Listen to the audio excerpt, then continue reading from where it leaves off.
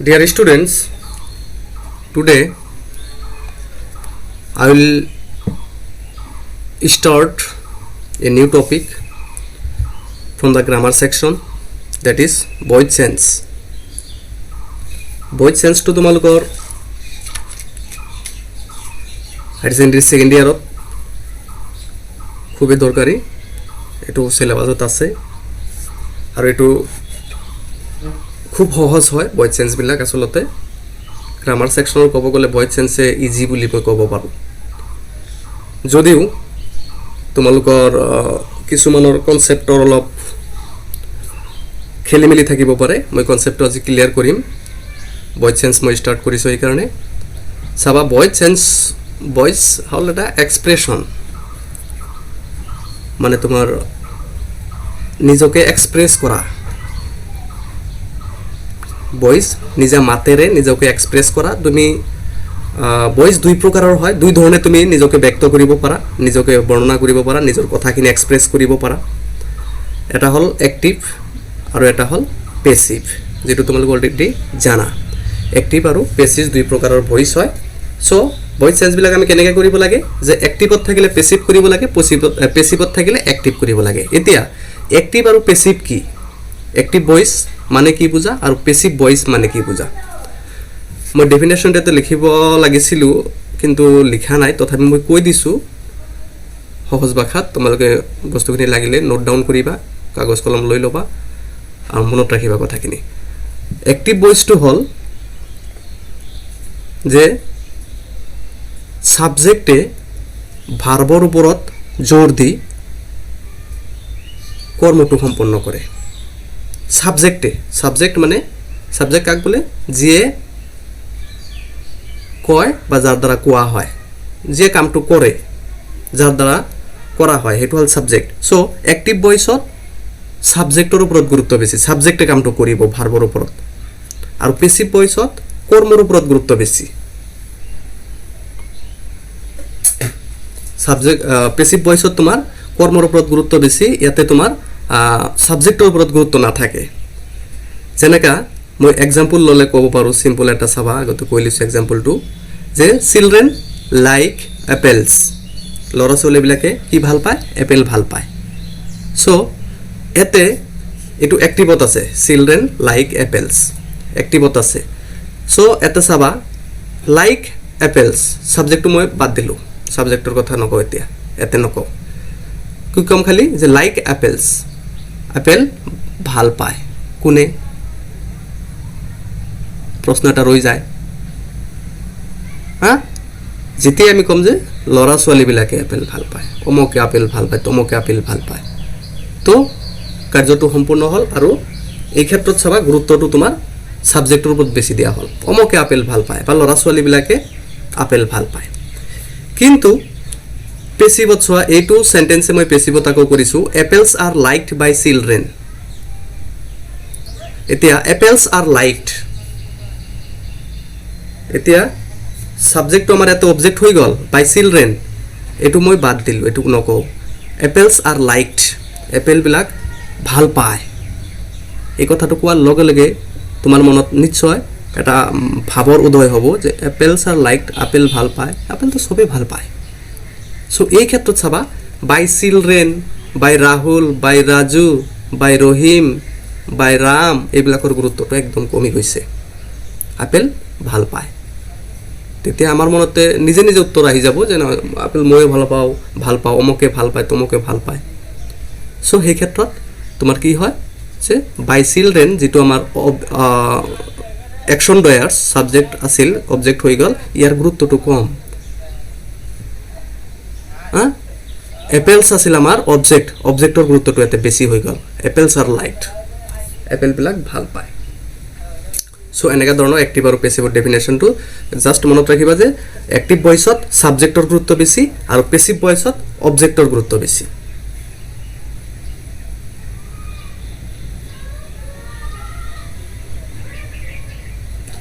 এতিয়া চাবা, মই কেইটামান বেছিক ৰুলছ লিখিছোঁ ভয়েস সেন্সৰ, যেটো বেছিভাগে জানিব পাৰা। এইটো খুবেই দৰকাৰী মনত ৰখাটো যিবিলাকে মানে দুৰ্বল অলপ ভইচ চেঞ্চত একদম সহজ হয় ভইচ চেঞ্চবিলাক তোমালোকে ধুনীয়াকৈ বুজি লোৱা বস্তুটো সো ভইচ চেঞ্চৰ কেইটামান নিয়ম আছে এক নম্বৰত লিখিছোঁ মই subject should be object and object should be subject মই সিম্পল ভাষাত লিখিছোঁ একদম যে যেটো তোমাক সেন্টেন্স দিয়া হ'ব ভইচ চেঞ্চৰ কাৰণে সেই সেন্টেন্সৰ যেটো সাবজেক্ট থাকিব হেতু যদি অ্যাক্টিভত আছে তুমি পেসিভ কৰিব লাগে তেনেহলে অ্যাক্টিভৰ সাবজেক্টটো আমাৰ কি হ'ব অবজেক্ট হৈ যাব পেসিভত যাই কেনে আৰু অবজেক্টটো আছিল যেটো হেতু আমাৰ সাবজেক্ট হৈ যাব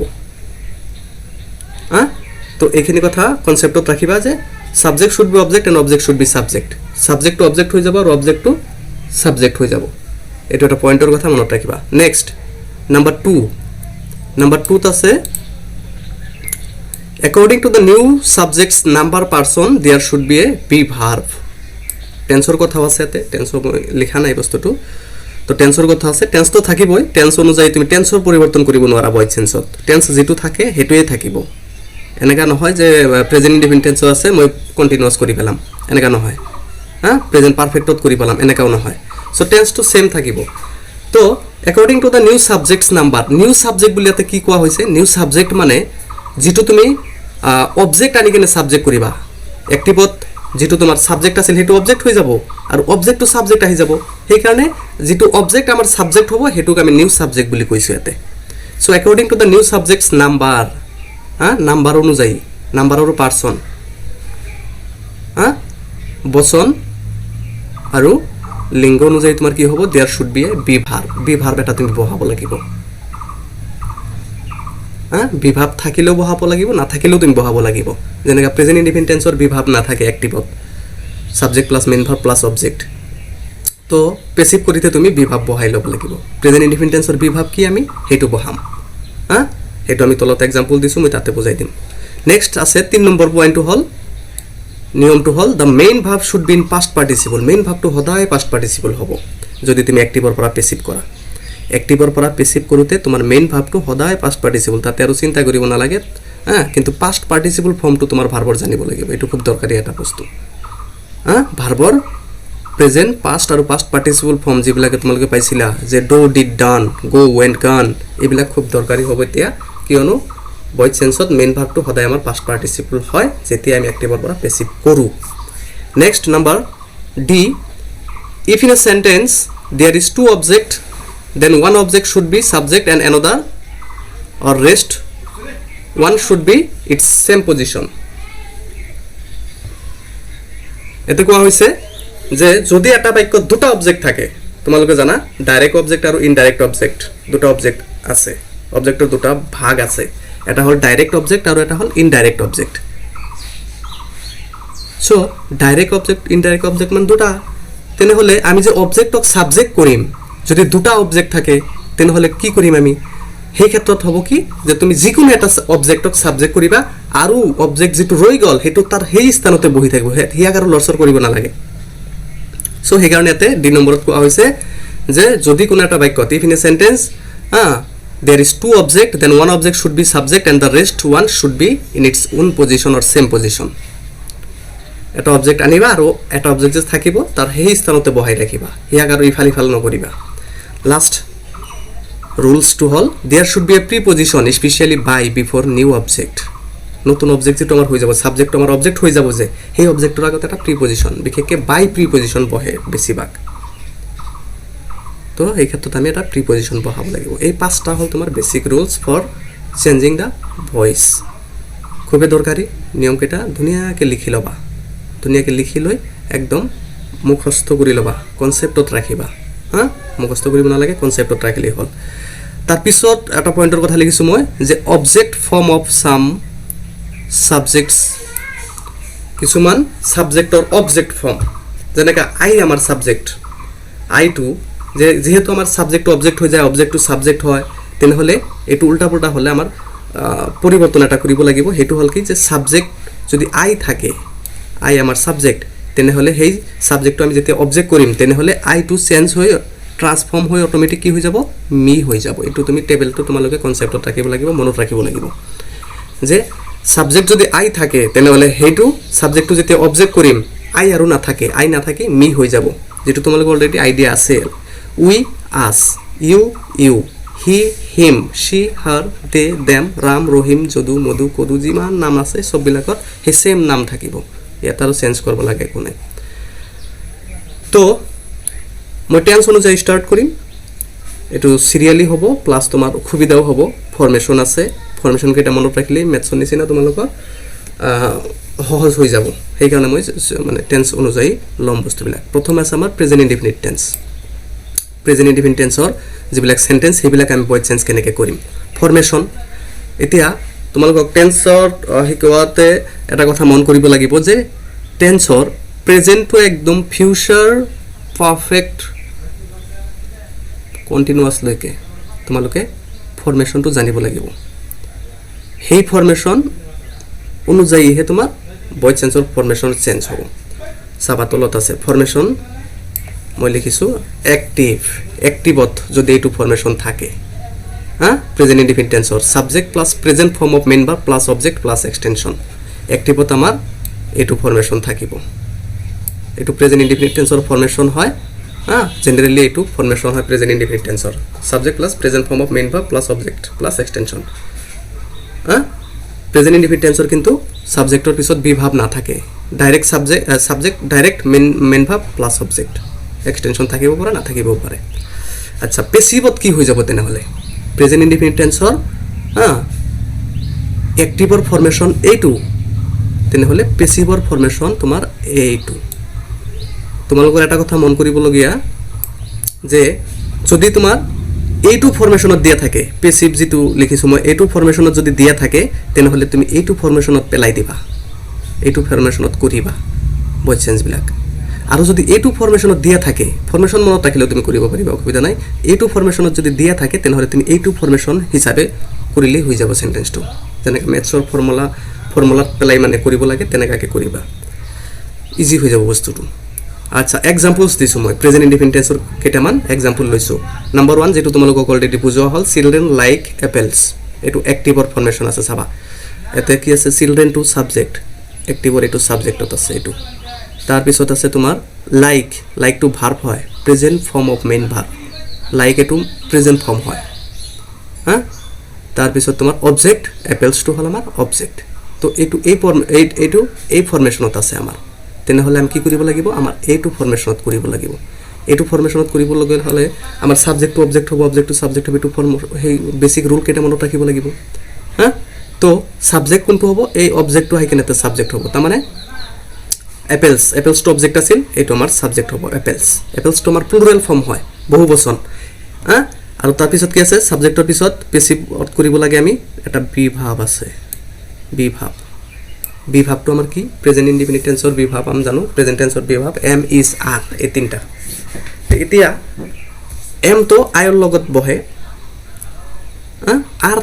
আৰ ছেকেণ্ড পাৰ্চনৰ লগত বহে বা প্লুৰেলৰ লগত বহে, আৰু তোমাৰ কি ইজটো থাৰ্ড পাৰ্চন ছিংগুলাৰ নাম্বাৰ লগত বহে, যেনেকৈ he she Jadu Madhu, the table the train, এইবিলাক থাৰ্ড পাৰ্চন ছিংগুলাৰ নাম্বাৰ হয়, ইয়াৰ লগত ইজ বহিব।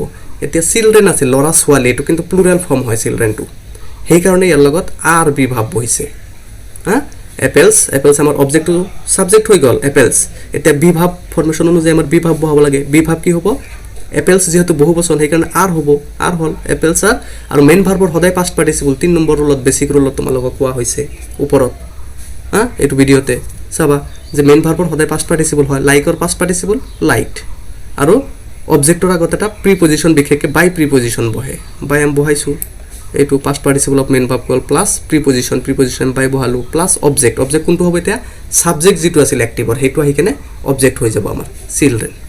চিলড্ৰেনটো আমাৰ ছাবজেক্ট আছিল, এইটো ছাবজেক্ট আছিল, এতিয়া আহি কিনে আমাৰ কি হৈ যাব, এইটো অবজেক্ট হৈ যাব। So' apples are like by children. Next, the farmer kills a snake. The farmer, খেতিয়কে কি কৰিছে, এটা সাপ মাৰিছে, স্নেক মাৰিছে। চ' দ্য ফাৰ্মাৰ, এনেকৈ তোমালোকে বস্তুবিলাক ভাগ ভাগ কৰি ল'বা। দ্য ফাৰ্মাৰটো খেতিয়ক, এইটো তোমাৰ ছাবজেক্ট ন' ডাউট।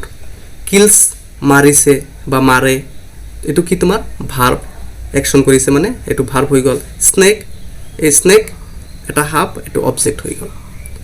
চ' এইটো ভাগ কৰি লৈছোঁ। এতিয়া আমি জানো যে অবজেক্টটো ছাবজেক্ট কৰিব লাগে, অবজেক্টটো আমি ছাবজেক্ট কৰিছোঁ স্নেক, প্ৰেজেন্ট ইনডিফিনিট টেন্সৰ ফৰ্মেশ্যনত কি আছে সাবজেক্ট পেছিভৰ ফৰ্মেশ্যনত কি আছে সাবজেক্ট প্লাস বি ভাব এই স্নেক এটা হাফ এটো থাৰ্ড পাৰসন সিঙ্গুলাৰ নাম্বাৰ ইয়াৰ লগত আমাৰ বি ভাব ইজ বহিল মেইন ভাব কি আছিল আমাৰ মেইন ভাবৰ পাষ্ট পাৰ্টিসিপল অফ মেইন ভাব হ'ব মেইন ভাব কি আছিল কিল আছিল কিলড হ'ব তাৰ পিছত এটা প্ৰিপজিশন বহাব লাগে এটা প্ৰিপজিশন বহাব লাগে প্ৰিপজিশন কি বহামতে বাই বহাম আৰু তাৰ পিছত কি অবজেক্ট অবজেক্ট কি আছিল আমাৰ the farmer so snake is killed by the farmer এটো হৈ গ'ল আমাৰ পেসিভ এটো এ পি এবিলাক লিখিছো মানে অ্যাক্টিভ পেসিভ তো যদি এই পেসিভত দিয়া থাকে তোমালোকৰ কোৱেশ্চনটো তেনেহলে তুমি অ্যাক্টিভৰ ফৰ্মেশনত এটো লিখিবা আৰু যদি এটো দিয়া থাকে তেনেহলে এটোত লিখি তলতটো লিখিবা নেক্সট এক্সাম্পল পিপল এভয়েড নইজি প্লেসেস পিপল মানুহে এভয়েড বৰ্জন কৰে নইজি প্লেসেস হুলস্থুলীয়া ঠাই সো হুলস্থুলীয়া ঠাই এটো গোটেইখিনি হল আমাৰ অবজেক্ট এই গোটেইখিনি হল আমাৰ অবজেক্ট এই অবজেক্টটো আমাৰ সাবজেক্ট হৈ গল নইজি প্লেসেস থাৰ্ড প্লুৰাল ফৰ্ম হয় তো ইয়াৰ ক্ষেত্ৰত আমাৰ বি ভাব কি বহিব আৰ বহিব মেইন ভাব আমাৰ এভয়েড আছিল এভয়েডৰ পাষ্ট পাৰ্টিসিপল এভয়েডেড হ'ব প্ৰিপজিশন এটা বহাইছো আৰু পিপলে থাকিব এটো পেসিভ হৈ গল next he teaches us English তো হি টু হল আমার সাবজেক্ট টিচেস টু হল আমার ভাব আস টু হল কি অবজেক্ট ইংলিশ টু অবজেক্ট এতিয়া তোমালোকক এটা মই কথা কৈছো যে অবজেক্ট দুটা এটা কেনেকে ধৰিবা অবজেক্টৰ এটা ডেফিনেশন আছে নো ডাউট আৰু হে ডেফিনেশনটো হল যে ভাৰ্বক কি বা কাক বুলি প্ৰশ্ন কৰিলে যেটো উত্তৰ আহে হেতু আমাৰ অবজেক্ট হয় এতিয়া চাও আমি এটো সেন্টেন্সত প্ৰমাণ কৰি চাও যে হি টিচেস তেও শিকায় কি শিকায় ইংলিশ শিকায় কাক শিকায় আমাক শিকায় সো ভাৰ্বক কি আৰু কাক বুলি প্ৰশ্ন কৰিলে যেটো উত্তৰ আহে হেতু অবজেক্ট এতিয়া দুটা অবজেক্ট আহি গল হি টিচেস তেও শিকায় কি শিকায় ইংলিশ শিকায় এটা অবজেক্ট আহি গল কাক শিকায় আমাক শিকায় আস দুটা অবজেক্ট আহি গল সো তোমালোকক কোৱা হৈছিল যে দুটা অবজেক্ট থকা সেন্টেন্সৰ এটা যিকোনো এটা অবজেক্টক তুমি সাবজেক্ট কৰিবা বাকিটো তাৰ আগৰ স্থানতে বহি থাকিব আৰু দুই ধৰণে কৰিব পাৰা এইবিলাক সেন্টেন্স তুমি ভয়েড সেন্স সো এতে প্ৰথমতে মই আস টুক সাবজেক্ট হিচাপে আস সাবজেক্ট হল আমাৰ কি হ'ব উই ওপৰত তোমালোকৰ চাৰ্টটো দিয়া হৈছে যে উই সাবজেক্টৰ অবজেক্ট ফৰ্ম হল আস সো উই এটো তোমাৰ ফাৰ্স্ট পাৰসন প্লুৰাল নাম্বাৰ এই কাৰণে ইয়াৰ লগত আমাৰ কি হয় প্লুৰাল হলে আমাৰ আৰ হয় উই আৰ আৰু teacher past participle taught we are taught English হেকে ঠাইতে থাকিব আষ্টটো আমি উঠাই লৈছো তাৰ পিছত টিচৰ পিছত আমাৰ ইংলিশ আহি গল ইংলিশ তাতে আছে সোয়া উই আৰ টট ইংলিশ এতিয়া বাইটো থাকিবই আৰু হি সাবজেক্টৰ অবজেক্ট ফৰ্ম কি him we are taught English by him নাইবা এই নিয়ম কৰিব পাৰো ইংলিশটোক আমি সাবজেক্ট হিচাপে লৈ English is taught us by him এনেকাও কৰিব পাৰো সো এনেকাকে কেইটামান এক্সাম্পল মই দিছো অলৰেডি এতিয়া সব প্ৰেজেন্ট কন্টিনিউয়াস টেন্সৰ ফৰ্মেশনটো অ্যাক্টিভৰ ফৰ্মেশন হল subject plus be verb plus ভাৰ্বৰ ING plus object plus extension এইটো হল আমাৰ প্ৰেজেন্ট কন্টিনিউয়াস টেন্সৰ ফৰ্মেশন আৰু পেসিভৰ ফৰ্মেশন অ্যাক্টিভৰ ফৰ্মেশন গলে এইটো পেসিভৰ কি আছে সাবজেক্ট প্লাস বি ভাব থাকিব নতুন এটা বস্তু আহিব হেতু হল কি বিং BEING অটোমেটিক আহি গল এটো subject plus be verb plus being plus হেকে থাকিব মেইন ভাৰ্বৰ past participle plus by plus object plus extension example দিছে মই they are playing cricket they টু আমাৰ সাবজেক্ট আৰ টু আমাৰ বি ভাব প্লেইং টু মেইন ভাৰ্বৰ আইএনজি কন্টিনিউয়াস যেহেতু ক্ৰিকেট টু হল আমাৰ অবজেক্ট সো ক্ৰিকেট অবজেক্টটোক আমি সাবজেক্ট কৰিম অবজেক্টটো সাবজেক্ট কৰিব লাগে সাবজেক্ট অবজেক্ট কৰিব লাগে তো ক্ৰিকেট অবজেক্টটোক আমি সাবজেক্ট কৰিম cricket third person singular number হয় ইয়াৰ লগত আমাৰ ইজ বি ভাব বহিব ক্ৰিকেট ইজ আৰু এতে ফৰ্মেশনত আছে চাবা সাবজেক্ট প্লাস বি ভাৰ্বৰ পিছত এটা বিং অটোমেটিক আহি যায় বিংটো আমি বহাই দিছো ক্রিকেট ইজ বিং আৰু মেইন ভাৰ্বৰ পাস্ট পাৰ্টিসিপল সদায় হ'ব played past participle played cricket is being played by they সাবজেক্টটো আমাৰ কি হ'ব অবজেক্ট হলে দেম হৈ যাব so cricket is being played by them she is reading a book next one she is reading a book she টু হল subject is টু বি ভাব রিডিং টু মেইন ভাব এ বুকটো আমাৰ অবজেক্ট সো অবজেক্টটোক আমি subject কৰিছো এ book is a থাকিব third person singular number যেহেতু ইজ বিং আমাৰ অটোমেটিক আহি যাব আৰু ৰিডিং মেইন ভাবটো হলে ৰিডৰ পাস্ট পাৰ্টিসিপল তোমাৰ ৰিডে হয় কিন্তু উচ্চাৰণটো অলপ বেলেগ হয় read a book is being read by her she to হার হৈ যায় ফলে গলে সাবজেক্ট শি সাবজেক্টৰ অবজেক্ট ফৰ্ম চাবা ওপৰত আছে হাৰ so' mom is cooking food, মাকে খাদ্য ৰান্ধি আছে, বনাই আছে। চ' ফুড আমাৰ ছাবজেক্ট কৰিছোঁ ফুড। ফুডটো থাৰ্ড পাৰ্চন ছিংগুলাৰ নাম্বাৰ, তাৰ লগত ইজ বি ভাব বহাইছোঁ, বিং এটা বহাব লাগে বহাইছোঁ। কুক ভাৰ্বৰ পাষ্ট পাৰ্টিচিপল কুকড বহাইছোঁ। বাই কাৰ দ্বাৰা প্ৰিপজিশ্যনটো বহাইছোঁ, মমে থাকিব। এনেকুৱাকৈ মই বাকীবিলাক কৰিছোঁ। চ' এইখিনিয়ে হ'ল তোমালোকৰ, এইকেইটা চাই ল'বা তোমালোকে ভিডিঅ'টোত। দ্য টিচাৰ ইজ টিচিং আছে, new lesson is being taught us, এইটো দুটা অবজেক্ট আছে।